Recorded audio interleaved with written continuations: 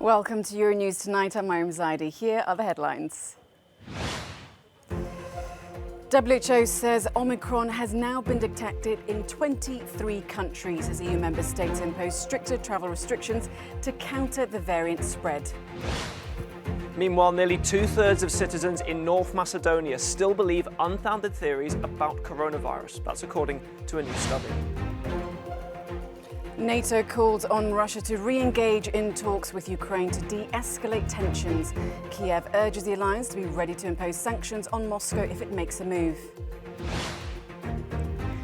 And how a priceless Caravaggio on the wall of this Italian villa has sent its auction price skyrocketing. The World Health Organization says the Omicron variant has now been reported in 23 countries around the world and says it expects that number to rise rapidly. The health body says it expects to see the first data on how transmissible the strain is in the coming days. Early evidence is suggesting that Omicron doesn't cause severe illness and that the vaccine efficacy is not reduced by it. But the World Health Organization says vaccine, mask wearing and social distancing are still the best way to contain the virus. The WHO head says ending the pandemic is not a matter of time, it's a matter of choice. Globally, we have a toxic mix of low vaccine coverage and very low testing, a recipe for breeding and amplifying variants. That's why we continue to urge countries to fully fund the ACT Accelerator to ensure equitable access to vaccines, tests, therapeutics all over the world. Germany has recorded its highest number of COVID-related deaths since February and more than 67,000 new cases. Its infectious disease agency says a new pandemic peak will be reached by mid-December. Doctors are warning that at least 6,000 people could have need for ICU care, regardless of measures being imposed now. The EU has brought forward the availability of vaccines for children by 2 weeks. The EU Commission President Ursula von der Leyen says she's spoken with German US vaccine makers, Pfizer and BioNTech, to guarantee access to a new batch. She also says bloc members should make COVID vaccines mandatory because too many people are still refusing to get shots voluntarily. We are in kind of a tug of war. On the one hand, you have the virus and the variants, and on the other hand, we have vaccination and boosters, and I want the second part to win. Well, for more for the picture across the bloc, we now go to Brussels to our correspondent Shona Murray, who's in Brussels. Shona, thanks for joining. So we've just seen Ursula von der Leyen there supporting mandatory vaccinations. Several EU countries are actually considering this. Are vaccine drives and travel restrictions at the core of the EU response?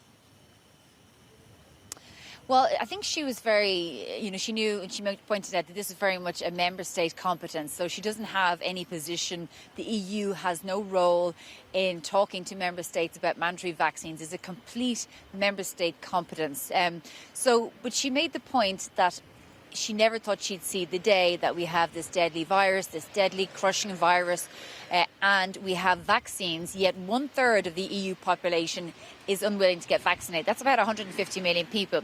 She also made the point that out of that, there are many people who can't get vaccinated for medical reasons, and of course, small children under the age of 5. So that everybody else who can get vaccinated has an obligation to protect those who can't. And so she said it's something that needs to be discussed. But of course, we've seen some countries, Austria in particular, going ahead and saying that there will be mandatory vaccination by February, because of course you see all across Europe a disproportionate number of people in ICUs that are unvaccinated. Those who are in hospital that have been vaccinated often have underlying conditions. And on the travel restrictions, I think the emphasis is on trying to keep the single market as open as possible and making sure that people are vaccinated so they can move around. But we've seen a number of member states, Ireland, Portugal, for example, ensuring that people still have a negative PCR test regardless of their vaccination status. Now, Shona, negotiations on a deal to allow developing countries to produce COVID-19 vaccines, which the EU is part of, was postponed because of the spread of Omicron. But this is exactly what was being called for. Yeah, it's almost really, well, it is ironic really that the meeting in relation to future variants and ensuring that developing countries can make vaccines to prevent future variants was cancelled because of an escape variant. But there is no agreement on this yet. The EU's position is, and it has moved from its original position, is that they will allow for compulsory licensing for COVID vaccines only for developing countries. So if a country like South Africa or others want to take the licence, then the Belgian government can force, let's say, Pfizer or someone to hand over the details of that. NGOs and others say that they want a complete intellectual property waiver because the other way is way too complicated. The WTO was near an agreement on this week, but obviously has been stalled.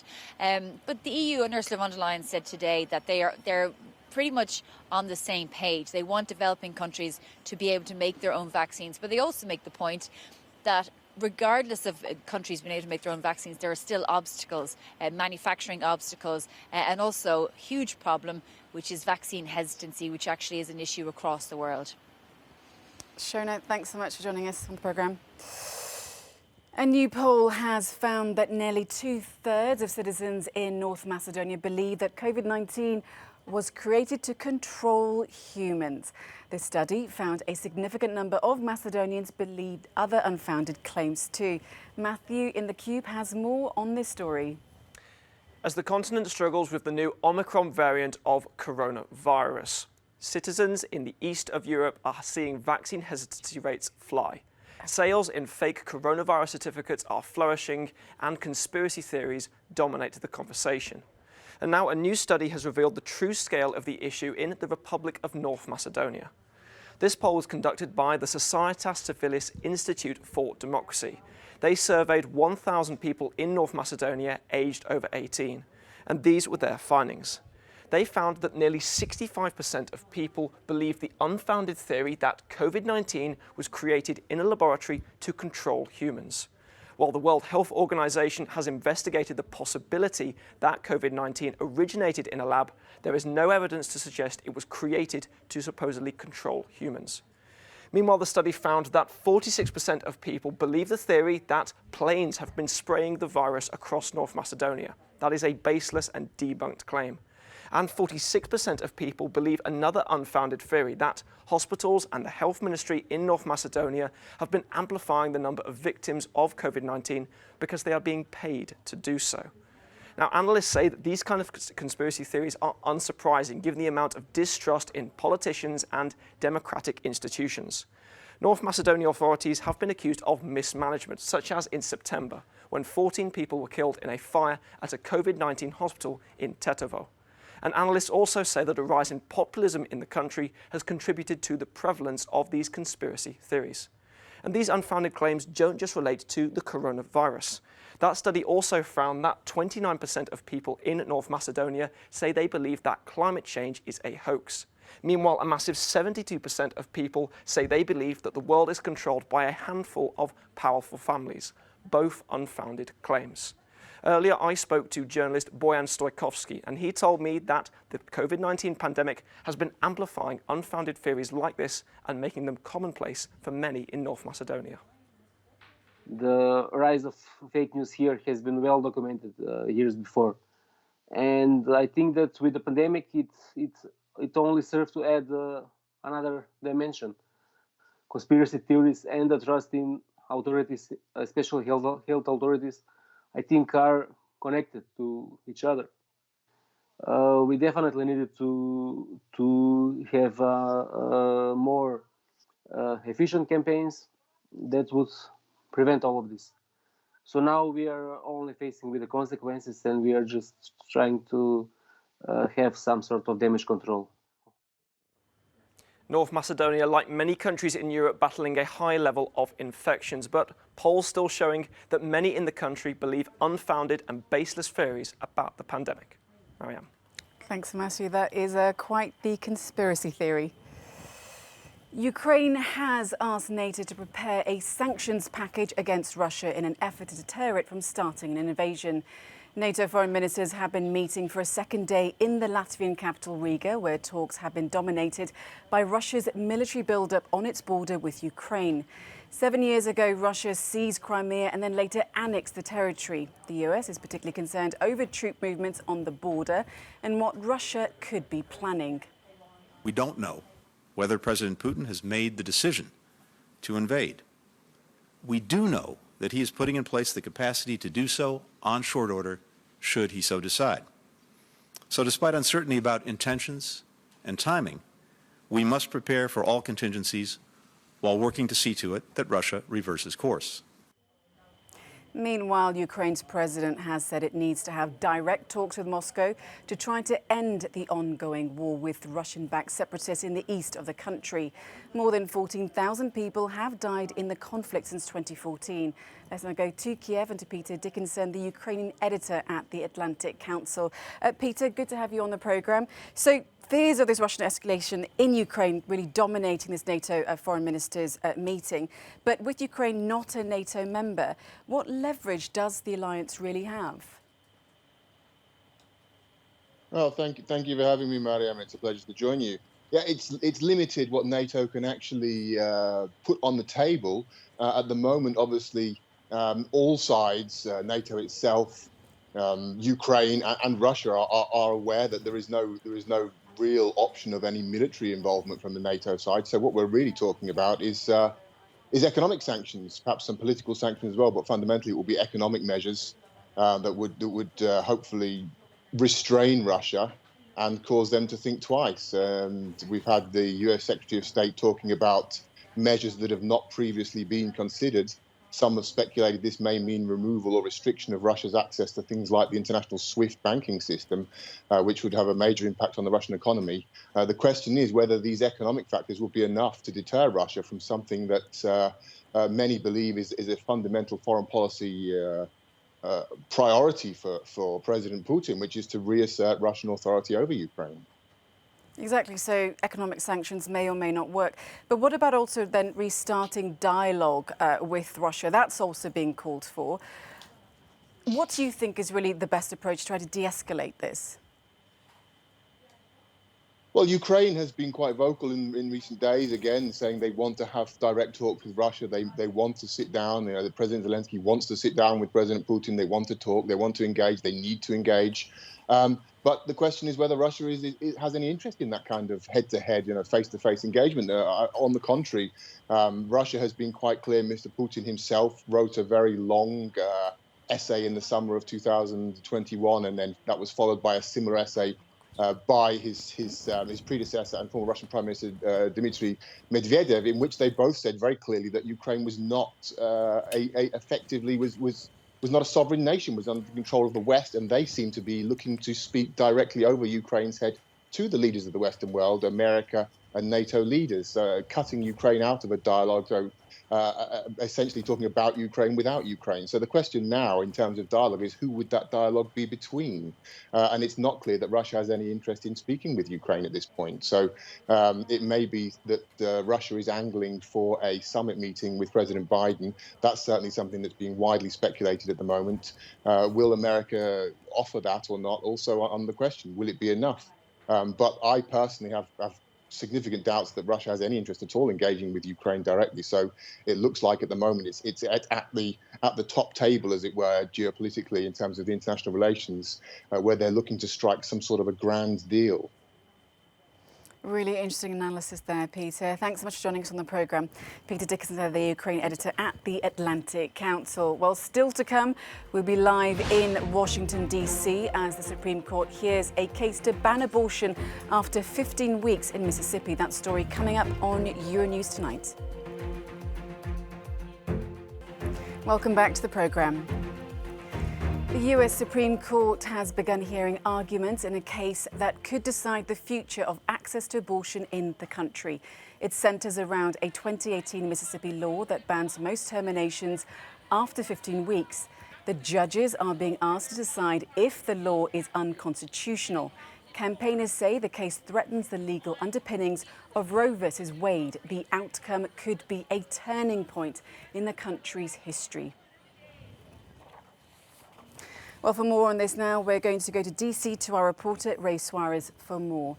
Ray, good to have you on the programme. So the case is being heard. It's one of the most important cases on abortion in the US for decades, but we don't expect a ruling until January. But what's at stake? Well, a lot is at stake, Mariam. The argument wrapped up just a few minutes ago. It was carried on at a very high level, and it went to this basic question. Who gets to decide whether a woman must carry a pregnancy to term or whether she is free to end that pregnancy if she so chooses? Intense argument, questions from the justices of the Supreme Court to lawyers on the various sides. What's at stake? If the Mississippi law is upheld by the justices of the Supreme Court, it will leave states likely free to go their own way on abortion, to no longer be controlled by the precedent set by the Roe v. Wade decision in the early 1970s. This has been a titanic 50-year battle over the right to abortion in the United States. Instead of coming to an end, it will just open up a new front in that seemingly endless political war. But you're likely, if the Mississippi law stands, to end with a country where on one side of a state border, a woman may terminate her pregnancy, but on the other side of that border, maybe a 10-minute drive away, it might be, strictly speaking, illegal under almost any circumstances. It will leave state legislators free to go their own way and open a whole new battle in this war. Mariam? So, Ray, you talk about this being a titanic abortion battle. Set the scene at the Supreme Court itself. We're seeing protests from both pro and anti-abortion groups. This has been one of the major pillars around which American politics has been carried on since the Roe v. Wade decision in 1973. Anti-groups, pro-groups have supported politicians, raised millions of dollars, become activists, set off legal battles in the various states. This has been one of the single largest issues in the great debates of American political life. Interestingly, abortion itself is at a 50-year low. Fewer American women every year try to get a surgical procedure to end a pregnancy. But even as abortion recedes in actual fact in American life, as the availability of both reproductive education and contraception widen for American women of any age, the policy at the core of the battle remains front and center in American politics. That's why this has been so consequential, and now we're seeing, in actual fact, the real impact of a one-term president, Donald Trump, being able to seat 3 justices on what's now perceived as a conservative majority court with a 6-3 conservative majority that is anti-abortion. Mariam? Ray, thanks for that really important update from DC. Thank you so much. The EU wants to improve links with the developing world with an aim of countering the increased influence of China's Belt and Road Initiative. Christopher Pitchers reports. €300 billion, the amount earmarked by Brussels on Wednesday to boost links with the developing world in response to the growing influence of China. On the face of it, the European Commission's so-called Global Gateway aims to invest billions in poorer countries by 2027 to help them with infrastructure projects they can't afford on their own. But at the heart of it is a strategy designed to rival Beijing's own Belt and Road Initiative and also to offer an alternative. They know we are transparent. They know it is accompanied by good governance. They know there will be no unsustainable debt levels as a leftover. Also, that the local communities really benefit from the added value of infrastructure investment. And we bring on top the private sector with us, a private sector that in such a way does not exist in China. So it is a true alternative. Brussels wants the main areas of investment to be in digital projects, transport, health, climate and energy, and finally in education and research. But China's Belt and Road Initiative, a huge collection of global infrastructure projects, has already been up and running since 2013. Despite Brussels' late entry into the game, one of the EU's leading lawmakers on Chinese affairs says it's already having an impact on Beijing. I would say that even the discussion around Global Gateway has already had an effect on China. If people listen carefully to what's being said from Beijing, all of a sudden Xi Jinping talks about quality projects. That's new. All of a sudden he talks about sustainability. That's new. The fact that China is now owning up to these criteria is already a positive effect that we're having, and in that regard, I welcome any competition. The Commission didn't give specific examples of what projects will be invested in, but it said things like extensive transport links and underwater data cables connecting continents will likely be possible. Christopher Pitchers, Euronews, Brussels. We're going to take a short break, but if you have a spare 471 million euros and you love art, you could buy a very special villa in Italy. That story coming up after the break. Welcome back to Euronews Tonight. A rather unique villa is going up for auction in Italy with a multi-million euro guide price. Now it's up to the Ministry of Culture to match whatever sum is bid, if it wishes to stop the property going to a private owner. Thomas Blade explained what makes the house so special. Take a look. Rita Boncompagni Ludovici opens the doors of one of Italy's most famous villas. The Texan native inherited Casino dell'Aurora following the death of her aristocratic husband. And what makes this Roman residence stand out? It contains a one-of-a-kind Caravaggio artwork. This work is unique because it is a mural by Caravaggio, who did no other mural paintings. All his works are on canvas. It is a mythological subject, and this too is unique, or almost, because it represents the three Greek divinities who preside over the sky, the sea and the earth, namely Jupiter, Neptune and Pluto. Diplomat and patron of the arts Cardinal del Monte commissioned Caravaggio's masterpiece in 1597.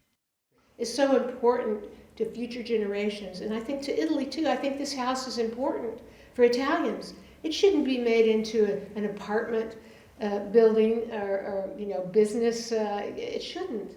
Now the villa is set to have a new owner, with the house up for auction next year. The 2,800 square metre estate, with lush gardens and of course its hidden masterpiece, is worth 471 million euros. What an absolute bargain. Well, that's all we have for Euronews Tonight. Take care. Bye-bye.